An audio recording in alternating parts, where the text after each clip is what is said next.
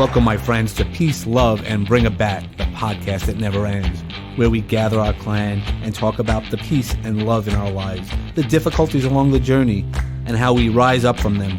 We will experience a little thing I call Kluberty together, and by the end of the show, we're going to find our sweet spot. I'm Uncle Dave, and our transformation starts right here. Hey now, and how are you doing? I want to welcome you to the next episode of Peace, Love, and Bring a Bat.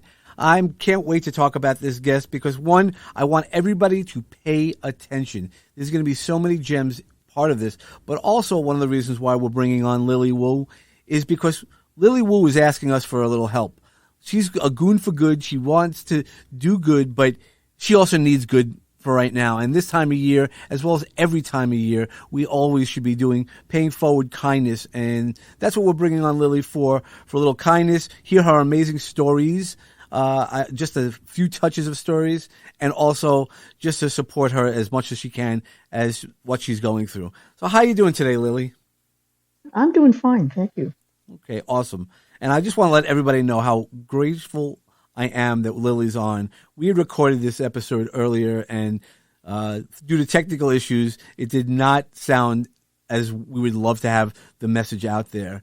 And Lily graciously was able to come back and record the episode. So I just want to thank her again for that. That was just great. And now we can go into the episode. Now, Lily, I know we're going to talk about a lot of different things, but I want to start off why this episode is going to be so important for you as well as for others. Well, I'm currently on a waiting list for a donor for my kidney. I'm suffering from end-stage renal disease, which means that my kidneys have totally stopped functioning, and I am relying on dialysis to continue to live. Okay, yeah, and can you explain to that? I know we had explained, it's more than just dialysis because you're at in-home dialysis. Yeah, most people go to the hospital to have the treatment done, and it's the treatment they have at the hospital is called hemodialysis, which is done through a catheter in the chest or through a fistula in the arm, where the blood from your body is funneled through some tubes into a gigantic filtering machine. And all the toxins from your blood are filtered out of your body through this machine. And the treatment lasts usually about 3 to 4 hours, where the blood flows into the machine about 70 times during the course of the treatment. I did not do well on that treatment because when I finished the treatment, I could barely walk. I could barely stand. It took me forever to go up the stairs to my bedroom at home. And so, and then it took me at least a day to recover. The treatments are done every other day. So by the time your body recovers from the treatment, it's time to do the next one. I have since changed to a procedure called peritoneal dialysis, which is dialysis done through a catheter in the belly rather than through the bloodstream, and it's a fantastic scientific discovery as to how they could do this, but it uses the peritoneal lining of the body as a filter, and so basically there is a solution that's put into your body. It sits in your body for a period of time. And then through osmosis, all the toxins goes into the liquid that's in your belly, and then it's filtered out, and a new set of solution is put into your belly. And that technique, I actually did much better on, and feeling much better having my treatment that way. The downside of it is that treatment has to be done every day for 10 hours a day. And so it's usually done at night. So I usually get hooked up at about 8:30, 9 o'clock, and then I'm hooked to a machine for the duration of the evening until about 7 or 8, depending on on how cooperative the machine is, because if you're not laying properly, the machine goes off an alarm. So really, it doesn't allow for much sleep, but at the same time, during it because it's done every day, it's much gentler on the body, and so when you're done, you can actually feel pretty normal during the day on most days. Sometimes you feel really tired because of the lack of sleep, but it's a procedure that I have to live with until I can find a kidney.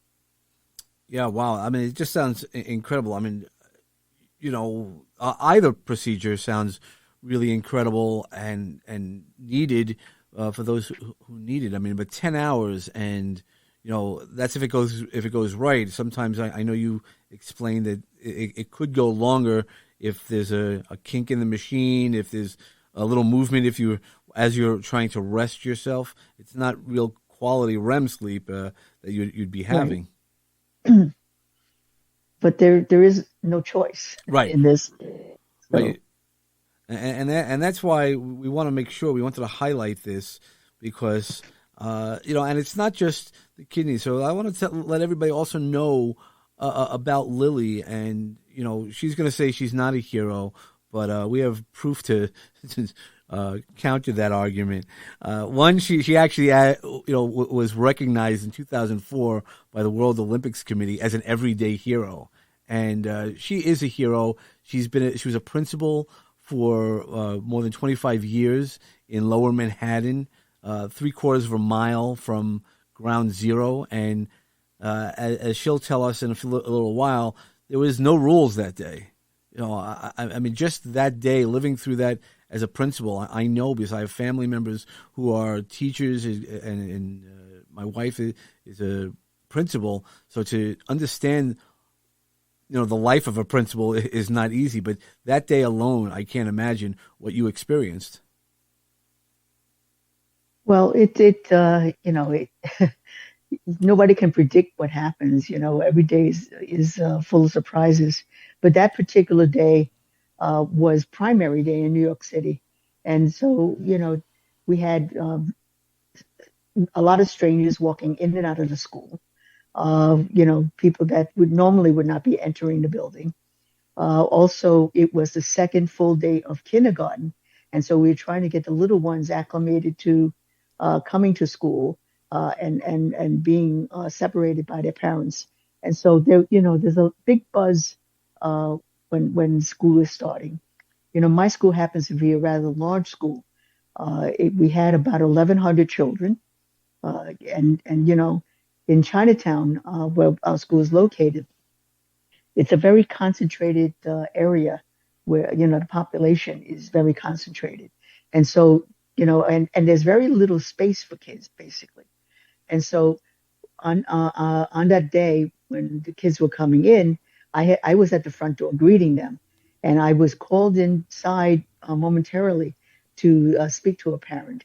When another parent came into the hallway and said, "Mrs. Wu, a plane hit the World Trade Center," and I'm looking at her like, what are you saying? You know, and in my mind, I'm thinking maybe some private plane lost its way and it's just bumped it, slammed into the building. But when I went outside, I saw this gaping hole uh, in the side of the World Trade Center. We could actually see the building down the street from our school because as you said, we're only located about 3/4 of a mile away. And so when I looked up and saw the cloud of smoke going up, the first thought in my mind is I have to go upstairs in the building to see if the rooftop playground was cleared of all the children because I didn't want them looking at the site. And so when I went upstairs, fortunately, there was no class up there. Normally at this time of year, uh, we have our classes up on the roof for orientation, basically going over the playground rules because we have a rooftop playground up there for lack of space on the ground on the street level. Um, but we have to go through the procedures to make sure all the classes understand what areas for what grades and how they should be behaving while they were up there. And fortunately, there wasn't a class up there. But when we turned around, we saw the second plane swoop around and hit the second building. Uh, and that's when I think pandemonium hit the Mm. school. I went back downstairs to the general office area, and you could hear the phones ringing off the hook, and people, all the secretaries and staff was trying to answer questions. We had people trying to come into the building to pick up the children, and suddenly the phone lines went out. So the phone stopped ringing, but we had a rush of people coming into the building trying to retrieve the children that were in the building. Unfortunately, because the phone lines were down, parents weren't able to get in touch with each other. And Mm. so we had multiple people coming into the building trying to pick up the same child. And at the same time, there were children who were not being picked up. And so this went on for hours. We had to keep everybody calm and find some way of releasing the children without having chaos going on, because we had to know where the children were going in case another person was looking for them. So all the procedures we had normally in hand had to go out the window. And so we had to establish a procedure right there and then as to how we were going to release the children to the people who were coming in to get them. Yeah, no, I can So, imagine. I mean, that's yeah. truthfully, and I want to go a little further back than 9/11 as well, but that's really the true sense of what a leader is. Not only were you the leader of the school, everybody's looking to you as the principal, that day, and in the principal rule book, they, none of this is when the world is collapsing around you, this is how you get the kids back to their parents. There's no rules, and that you had the ability and to figure that out. That's so impressive. Well, it's I guess in many ways everybody has that intuition. It's just like childbirth. You can go to as many classes, Lamaze classes, as you can, or read as many books on how childbirth should happen. But if a baby wants to come, it's going to come, and it's going to come at a moment's notice, and there's no thinking involved in terms of, at that moment you just have to respond. Mm. And so when this happened, nobody would ever foresee a plane hitting the World Trade Center. And the stuff that went on afterwards, nobody in the right minds could ever foresee. And so, you have to kind of use your instincts to do what you can. And fortunately for us, our building had an internal uh, uh, public announcement system. So I was able to uh, talk to all of the teachers in a building at once and give them a procedure to follow so that we could have some order in dismissing the children. We had extra staff minding all of the doors because obviously a school has a number of exits. And so we had people at the doors trying to make sure that people were orderly coming in and out. And the teachers were asked to take the names of the people coming up to the classrooms to pick up the children and what their relationship was to the child. We also had to take a second step to make sure that the child recognized the person that was picking them up and identify them. And so, and have a contact number for them once the phones, were working again, or whoever was looking for them to be able to contact the person who had the child. Uh, it's a scary sight when you see something like that going on. And then you had, the staff themselves who are worried about their families and what's going on, and they want to get to their families as well. So it's it was a lot of things happening at the same time. And as a principal, I know that building is your home, and in this instance, it was there for a few days. You were there with your staff, from what I've been told. You slept in the school for 3 days to make sure families were connected and things like that. But could you tell me about the leadership? Because I know we've spoken about your leadership, just why this school was your home, how you became a principal, and how you shifted. It's not just being put in the right place. You also have the leadership ability to put yourself in the position to shift the community and shift the idea of your passions. Well, when I applied for the school, I was actually um, solicited by the superintendent to take the school. Um, when I went, when the school, when I was appointed to the school was a failing school. It was on a list of schools that were not doing well, and it was due to the fact that the kids were not on grade level or reading, very well or doing math very well. And so I was put in place to make that change.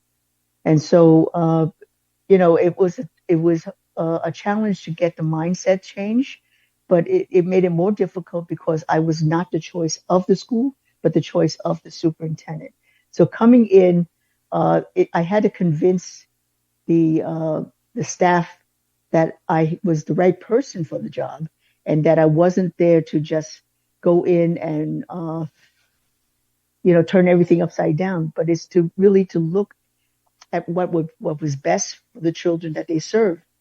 And so it took a good while for me to make those changes, But I found that in order to make those changes, you really have to listen to what the staff needs, what the children need, what's getting in their way, and really look at whether or not they're a good fit for the building.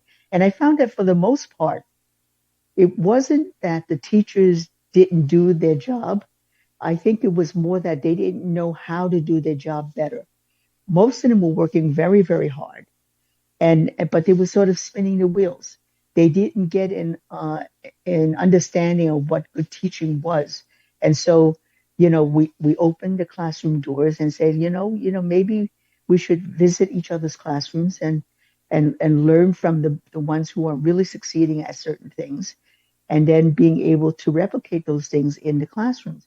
But I had to make it a safe environment for them to try to make the changes, but not feel threatened every time they didn't quite accomplish what I wanted them to do.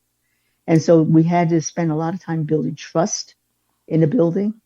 And if it didn't go right, I gave them a second chance. And so, if you make a mistake, that's fine. But, as long as you learn from your mistake and you improve the next time, that's good for us. And so, having that approach actually made it a much better place for the teachers to learn as well as the children. And as a result of that change in mindset, we went from a failing school to being one of the best in New York State and in the country.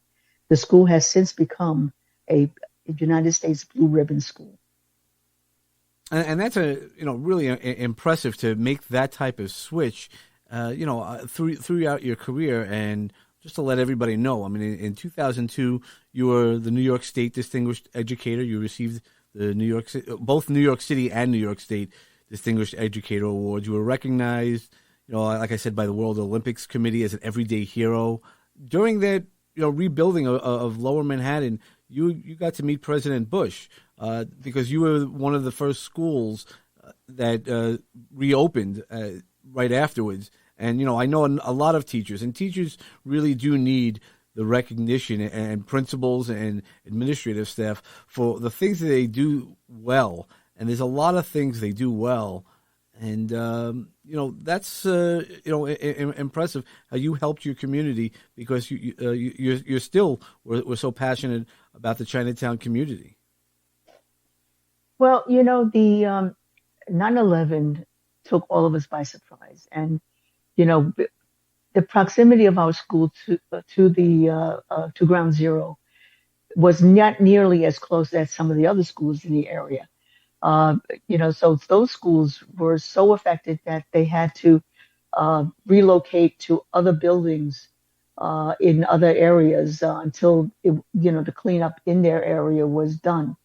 Our school was affected um, by the attacks, by the dust that came into the building. And it took us about a week to clean up before were able to reopen. Uh, I, I got a call from the White House on October 3rd, actually October 1st. I was doing a walkthrough of the classrooms, and I just passed by my main office, and my secretary was wildly waving at me to come into the office. And so I walked in. I said, I looked at her and she said, "What's up?" She goes, "I have the White House on the phone for you." And I looked at her as if she had two heads on her shoulders. And I said, "Are you kidding me?" Because no, I have the White House on the phone for you.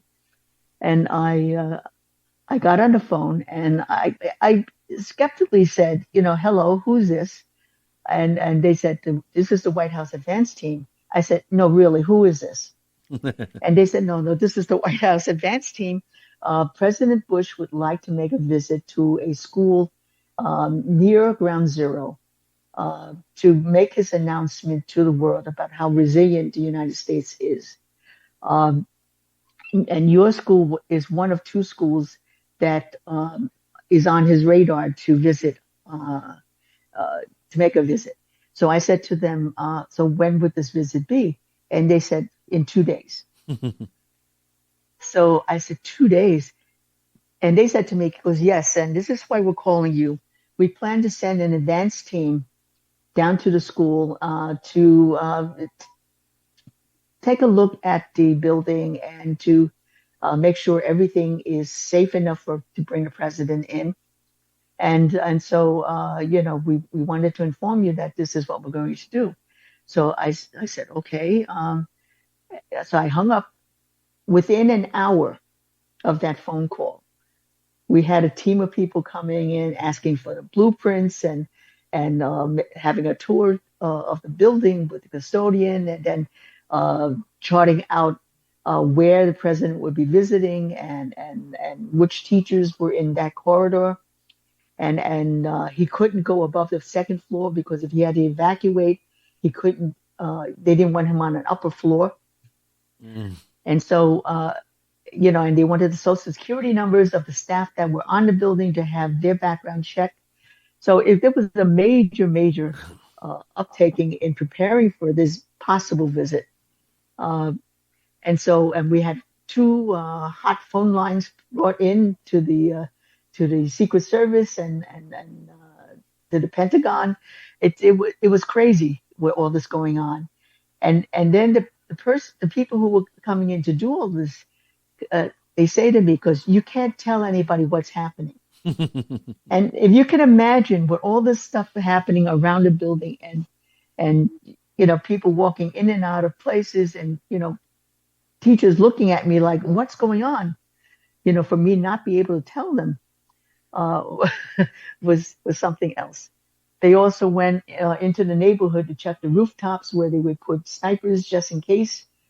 They came in to put a tent in my playground where the doors opened up into the playroom, and so they wanted the president's car to drive into the playground area under the tent so that he can go from the tent into the building. So it was quite an experience with him coming. But Yeah, when no, he was here, he was very good to everybody. He was very the way he talked to the teachers and to the kids was very heartfelt, and you can see that it really touched him as to what the children were saying to him, and how the teachers were expressing their gratitude to what was going on. yeah, that's got to be just an incredible experience, and you know, I guess because you have a very large pride for the Chinatown community, and you're part of the drum and bugle corps, the New York Skyliners, so you know how to coordinate lots of different things. I mean, I'd love to hear about that as well, how that blends into some of who you are and what you do. Well, I came over as a 3-year-old child from Hong Kong, not speaking English. And I lived in Chinatown. I went to elementary school in Chinatown.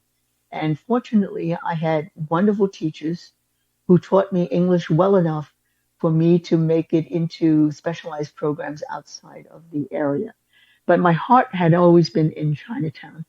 And, growing up, I volunteered at the Chinese school. I went to Chinese school. I joined the drum and bugle corps at the Chinese school and participated there as a youngster. And then subsequently, as I grew up, I became the director of the drum and bugle corps there. Uh, the drum and bugle corps was more a sanctuary for kids to stay off the streets.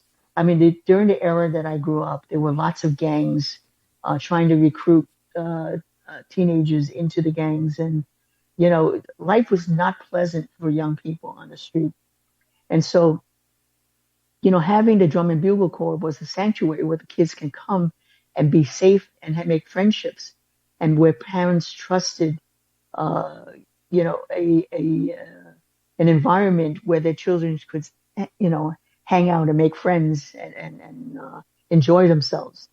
And, it's a lot of my leadership skills were learned in my participation in the drum corps activity. As a youngster, learning how to team with others, and later on when I joined the New York Skyliners, it really taught me how to, that people have different learning styles. I had always been someone who was very much in love with music, but never had formal music lessons. Because then when I was in the drum corps, I was not a musician. When I was in the drum corps in Chinatown, I was not a musician. I was a baton twirler. And so it was, something that was part of a band. But I always liked the music part of it, but always envied the people who were able to play it. I later on took up a challenge with one of the kids that was in the drum corps with me, where he was kind of goofing off and not living to his potential as a horn player. And, he was very talented, but didn't want to practice. And so I said, if you imagine you could practice, if you practice, how good you would be. And he said to me, well, if you think, it's easy, why don't you do it? I said, and I thought about it. I said, you know what? I'll take you up on that challenge. If I can play some of the music you play, then you have to, do better than that. And so I got somebody to play the music for me. I recorded it, put the fingerings on the bugle, on the music for the bugle, and started to practice on my own as to how to play it. And I did. And I got him, back on track. But because I had the experience, I wanted to continue, uh, being part of a drum and bugle corps. And so I was part of one in Long Island called Bill's Boys, and then later on joined a competing corps called the New York Skyliners. And actually, that taught me a lot in terms of how children learn. Because, if I had to equate myself as a musician, I would have to say I was pretty much special needs, where I had to have an accommodation in order to learn. And for me to be part of the New York Skyliners, where you are marching on a football field, playing the music, and marching all over the place like halftime at a football game. The whole purpose is that for drum and bugle corps, the music has to be memorized. You're not reading the music. And so for me, if I was able to practice listening to the music and practice fingering the music and then play it as well as the person who is able to read the music, as long as I'm able to do that on the field, then I'm as good as the next person who has had professional music lessons. Mm. And so with that, you know, with that in mind, to provide access to special needs kids in schools. You know, it's a matter of getting them to the end point. If you want to get them to read, then how do we get them to read? What kind of uh, entry points do we to and access points do we give them in order to get to that same point? And so, in school, I was using the arts as a motivation for the kids, where the kids said, I want to sing as well as that person. Well, in order to sing, you're going to have to read the words. And so, I can read the words with you or sing with words, and let's follow along. So, there were a lot of ways where music and other things would help kids in school, and that really, you know, helped my school achieve what it needed to do. You were able to integrate the two, the music and the learnings that you personally had with the children who might not have been. Because that was one of the things growing up in the 70s. You know, I got tested once to play the violin, and I could. They told me you're tone deaf, you can't play, and that was the end of my music. So I'm always amazed for people who are able to play. And you became one of the first, the few females on the horn line. So not only did you learn, just to learn, but you did that, and you've become, you're part of the honor guard, and you're now a lifetime member, right? They've given you an honorary position, but you're still part of it. You're still doing that, and you can play whenever you feel well enough. Well, I'm not part of the competing corps anymore because I can hardly move as much as I used to. But there is an alumni group of that corps, the New York Skynet Alumni Drum and Bugle Corps, and we have people who are, you know, they're seniors. We have people who as old as 80 and 90 years old as part of that corps, it's a lifelong friendship that we build through that activity. Mm. Well, I think that's what's great, and that's one of the things that we want to also talk about is your lifelong. I mean, not only have you been a teacher, the awards you've received, you got the proclamations. It's also, this battle that you're under and that you've learned so much from and through. Now, about the kidney, so, I know and I want to make sure that everybody knows we can live with one kidney. So if you're donating it, it's not that you're giving something. My mom actually lost her kidney before I was born, and she lived as an overweight American for more than 50 years without a kidney.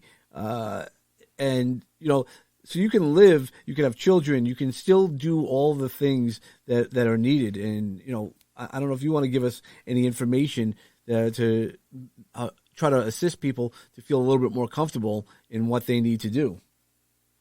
Well, I'm registered on two lists. One is a matching donors list, which means that the person who wants to give a kidney to me will match with my blood type. And the other list is called the National Exchange Program, where a person who is willing and is healthy enough to donate a kidney, but is not a match to my blood type. My blood type happens to be O positive. It's the most common blood type, but it's the one that has to be matched in order to receive. We can give to everybody, but we can't receive. We can only receive from O positive blood people. The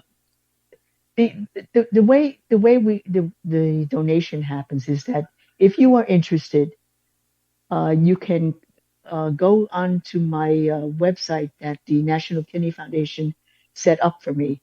There's a link that you can click on, and I think David's going to give that to you. Yeah, it'll be in the show notes, and just for those people who are not going to wait for the show notes, it's going to be. The website is, the HTTPS is nkr.org/DTM646, and that'll take you to Lily's page, which will also reinforce all the things that we've been talking about today. With your ability to learn all the music and to finger, to learn how to play, and being part of that team, is really just a fine tune. It's like being the principal in lots of ways because there's lots of moving parts, but how you work together for the common goal and in a beautiful way to hear the music. Well, I think, you know, it really made me think about how kids learn. I think, when you have kids who are trying to do everything, especially the special needs kids who are really trying hard to do everything that the other kids are doing, but are really frustrated because you can't learn the same way. The way they connect to things is not the usual way. I liken that to my learning music, and as I said, if I had to classify myself as to what kind of musician I was, I would have to say I was one who was special needs, where I needed accommodations in order to play as well as the person next to me. As long as I was making the music to sound right, you know, and play along at the same time, the same tempo, the same tune, who cares how I learned it? The drum and bugle corps requires us to memorize our music. So, it's not as if I had to read the music as we did our performances. I had to I had to play it. And so if I can play it by memorization without having reading it, then, you know, then I've been successful at as to what I wanted to do. I think, as an example of how I put that into place in my school, all my third graders at my school had to take violin. Every single one of them, whether they were special ed or general ed or gifted and talented, every one of them had to take a weekly violin lesson. And it was a group lesson. And so it didn't matter how well you played, but if you can't play it with the person next to you, if you play fast and the person next to you, then it's not music.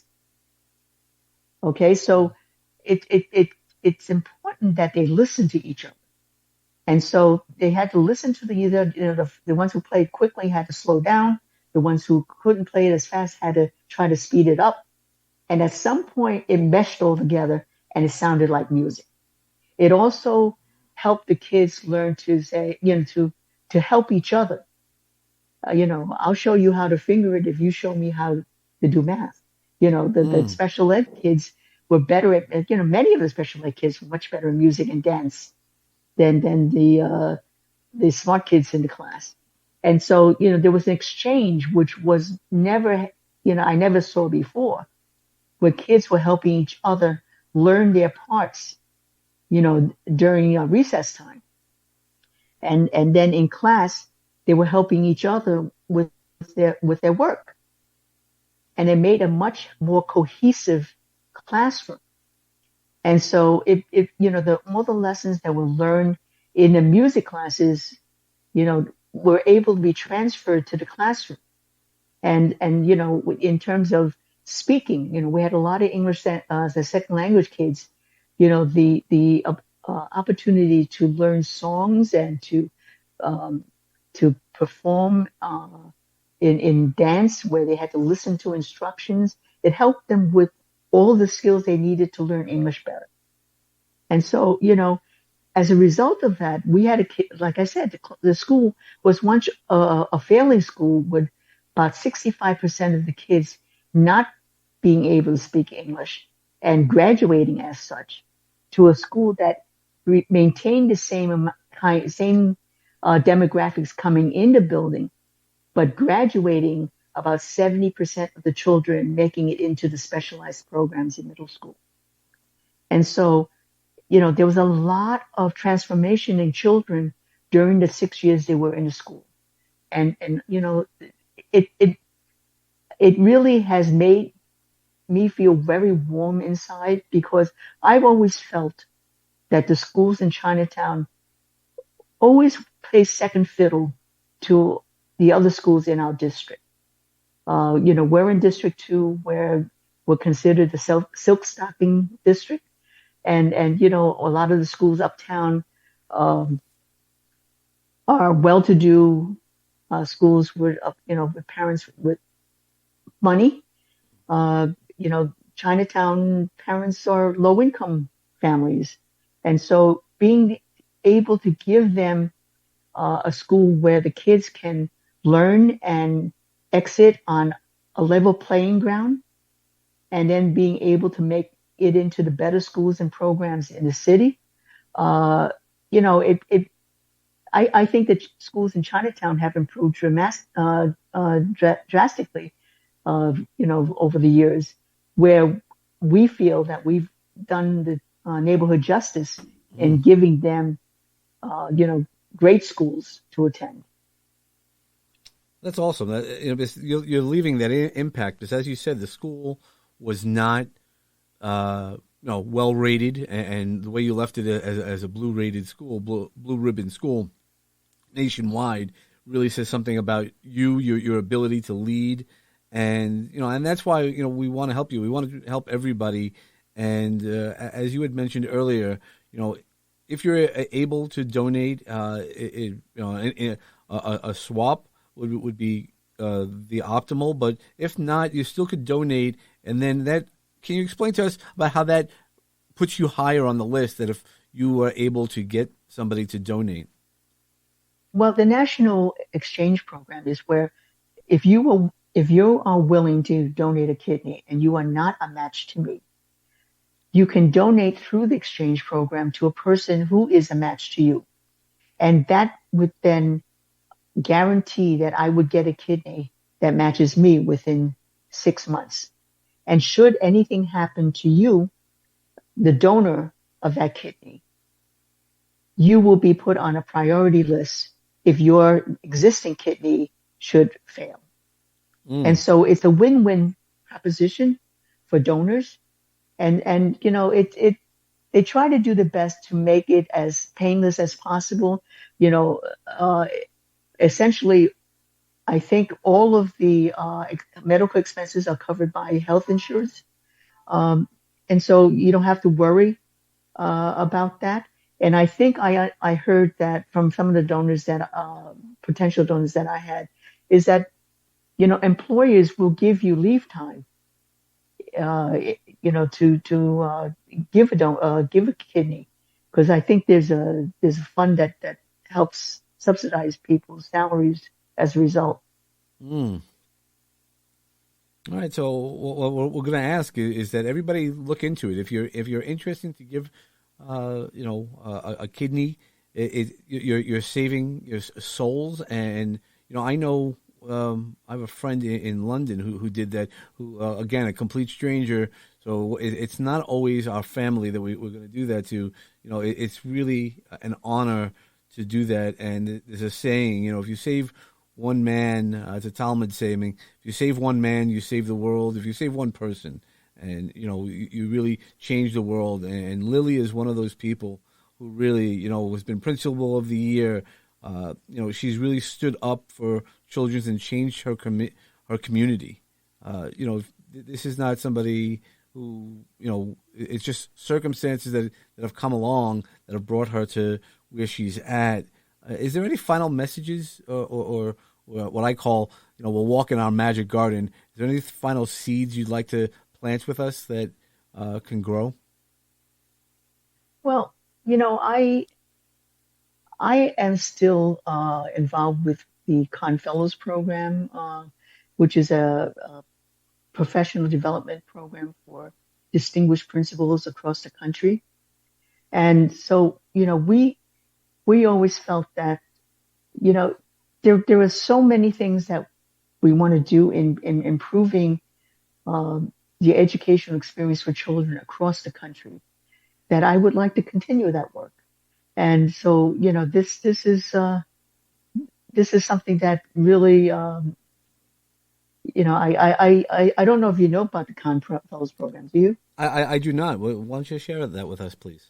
Okay, the Fellows program was a program that was developed and conducted at Columbia Teachers College. And I was in the first cohort in 2003, where they identify the top principals in New York City to be part of the program. And the reason why they did that was because when uh, you have principals out there, the ones who are doing really, really well are hardly ever supported. They're always the ones that are being asked to help the ones who are not doing so well. Mhm. And the professional development uh, that the districts provide, because they have to, be conscious of the scores and the performance of all schools. The tendency is for the districts to focus on the ones that are not doing well. And so, the bottom half of the bell curve gets all the attention, and the top half of the bell curve is constantly being called upon to help the bottom of the bell curve. The problems of the principles at the bottom are not the same as, of the, not the same as the problems of the principles at the top. And so, the issues that we have at the top, you know, we have to basically fend for ourselves in terms of trying to figure out what to do for the next steps. We're asked to move the kids to the next level, and if the hardest part is to move the final 3%. It's easier to move the bottom. If the school is failing, any kind of improvement is an improvement. But when you're at the top, it's hard to constantly show that growth and movement. And so this organization um, was set up by a person who was very concerned about public education, Charles Kahn, and where he said, let's provide support for the top performing principals so that they will stay there, that there is, we can lessen the attrition, we can lessen the burnout so that they can remain in the system to keep the system going. And so I was one of the original 16 that were chosen for this program Mm. in 2003. Um, it's since grown. When I was retiring as principal from my school in 2014. I was recruited by Chuck Hahn to be the director of this program, and so I served as director of this program in 2014 to 2016, and until I really got sick with my kidney condition, I remained as director of that program. But we have grown that program from the 16 in New York City to having hundreds of principals in this program across the country. And so the program now serves not only New York City, but Chicago, Atlanta, Miami, Tampa, Los Angeles, Denver, Dallas. We have principals coming together to meet and uh, learn from each other, to be able to see what others are able to do. We're able to share our problems and find that we're not alone in our problems, but have other solutions that maybe we never thought of. And so, the network that we set up has been phenomenal. And in fact, we just had a study group for this year's cohort this past weekend. And, you know, I was asked to present again on 9/11 uh, to talk about the experience and the things I learned as a leader during a crisis situation and what lessons I've learned as a result. I'd like to continue doing this, but I can't if I don't find a kidney. And so, the things that I still don't think I've lived my life to the fullest.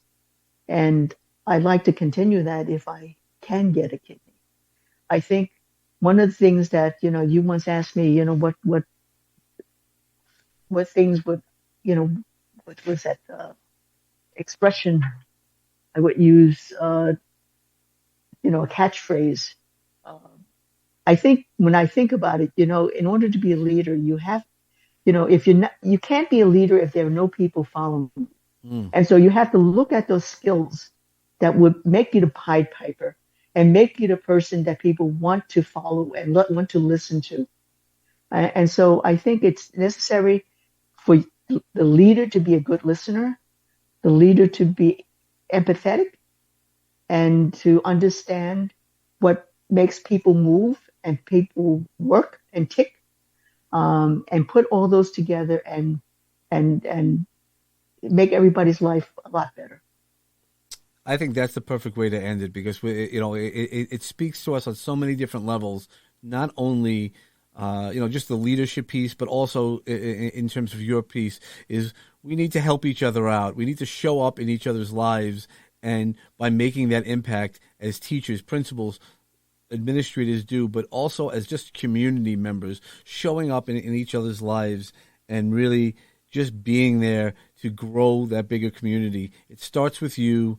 And if you can help out in any way to help Lily's plight in getting a kidney, talk about it. I was down in D.C. this past weekend, so I spoke about it, and and we're going to put this out. We'll get this back out on social media. And Lily, we wish you the best, not only during the holiday season, but always. And you and I will keep in touch, and we're just going to keep pushing out the message till you get your kidney. Thank you very much. All right, and everybody else, as always, let's really pull together as our own tribe, as our clan, as we welcome Lily into our clan and tribe, and find that peace and love within ourselves to see what we could do to help out just by talking about it, shining the light on the things, and peace and love. And when we do it, we'll hit our sweet spot and we'll knock it out of the park by getting Lily her kidney and helping people like Lily to get healthier and change the lives of others. And as this is going to be right before the Christmas holiday, I just want to wish everybody a Merry Christmas. And if, just in this time of good season, we're still in the middle of Hanukkah, Kwanzaa is coming up. Let's all connect together and help each other out and move things over. As always, peace, love, and when you bring a bat, I hope you have the sweet spot.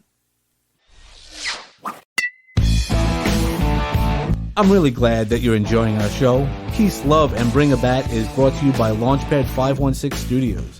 Executive produced by David Chemetsky and George Andriopoulos. Music selections by James Grant, Zach Nelson, and James Gaither, and licensed through Storyblocks. Sound effects and sponsorship music licensed through Epidemic Sound.